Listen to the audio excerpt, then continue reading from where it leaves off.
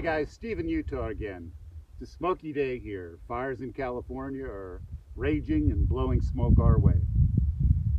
So today I'd like to talk about tractor front end attachments. These skid steer attachments are extremely versatile. There's plenty of attachments you can add to the front of your tractor or skid steer. Today I want to talk about the Stinger Attachments ROG bucket with grapple. So this is actually considered a rock grapple with the additional sides. The three basic models that Stinger's offering is the ROG, that's this one, the RG, which is a little bit different, and I'll show you the reasons, and the RRG, which is the root and rock grapple bucket. So the difference between this one is it actually has sides, which I'll show you here, that can be bolted on. The RG bucket has permanent sides. The ROG has open sides, but as an option you can add side plates which will enclose it, giving you the versatility of it. This particular unit is the 78 inch. My normal tractor bucket was an 80. I decided to go with the 78. This one requires two independent grapples on either side of me here. These are Dalton 250-pound hydraulic cylinders. They are 2x8. Both will close independently, so for uneven loads it'll hold one and kind of it can be uneven and hold loads better. They also have a serration here, which I'll show you once we raise the bucket. The business end of it here, these are 3/8 tines. The spacing on these are roughly 3 inches apart. There's a 2 7/8 gap between each individual tine. The cutting edge is all 1/2 inch steel. These are made in the United States by Stinger Attachments and delivered to your business or to your door, wherever it may be.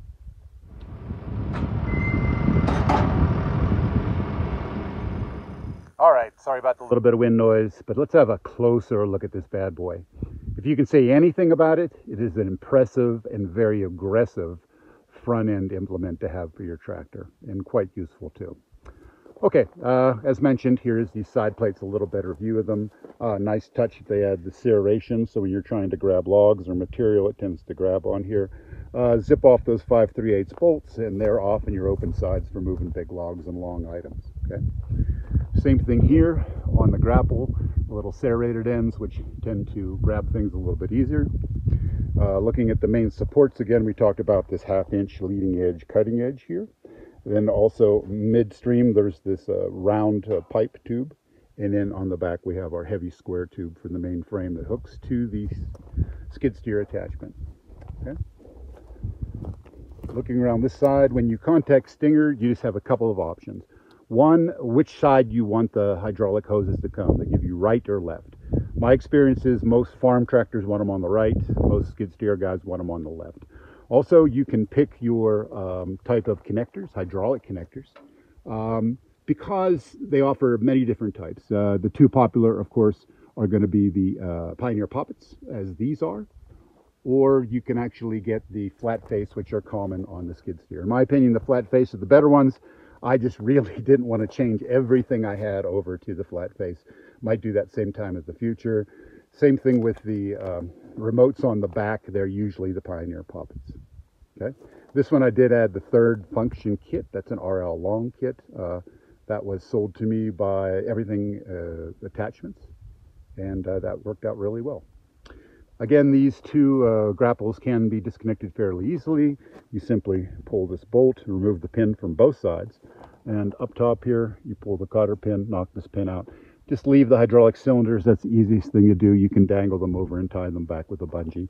You'll probably drop, I'm guessing, I don't know, 250 pounds, maybe 200 pounds. I don't know. Anyway, that's the inside look at it, and let's see what this thing will do for us.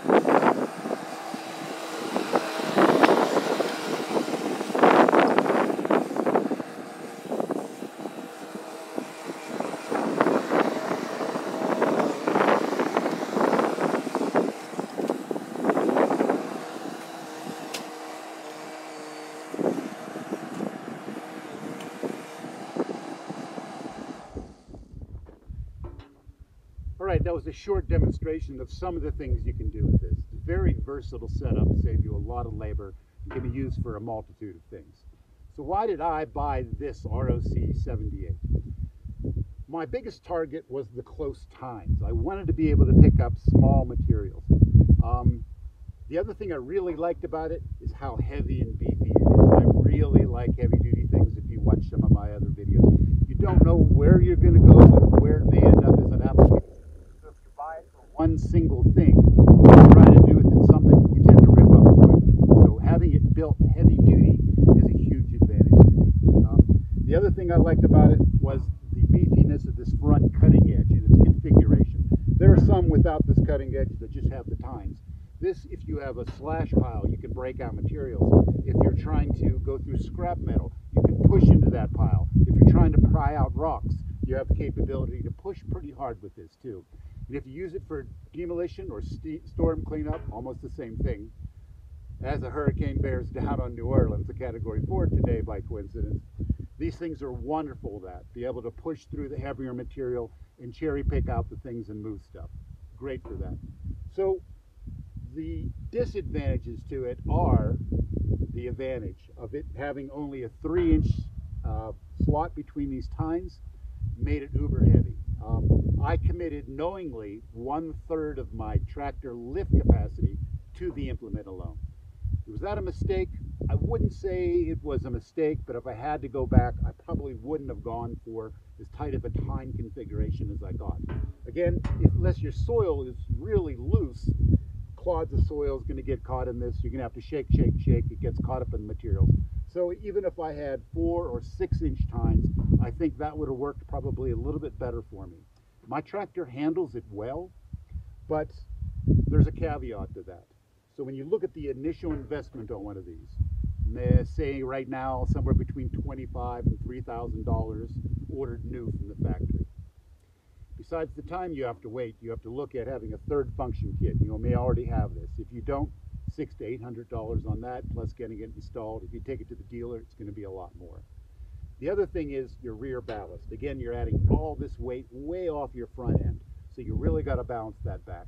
So if you don't have your tires full of fluid, if you don't have a heavy implement, and you don't have the third function kit, easily add another $1,500 to $2,000 to the initial purchase of that. So you have a lot of money invested in this thing. But are they handy? Are they useful? Does it give you the versatility to move materials, to save your back and not have to get at it every time and slide that rock into your bucket? Absolutely. So that's my experience, again, with my machine here in Utah. And I'd like to, again, state that these are my opinions, and no one's paying me. I worked with Bill at Stinger Attachments on purchasing this. Great guy, excellent customer service, knowledgeable, very helpful with everything I did. But no one is paying me for these reviews. No one is giving me any type of product endorsements. I don't get a sticker or a t-shirt even, nothing. And that's so I can do an honest opinion for you guys out there that are looking at this big ticket item purchase. So again, thanks so much for watching, and I hope you continue to watch, and don't forget to subscribe. We'll see you on the next one. Thanks, guys.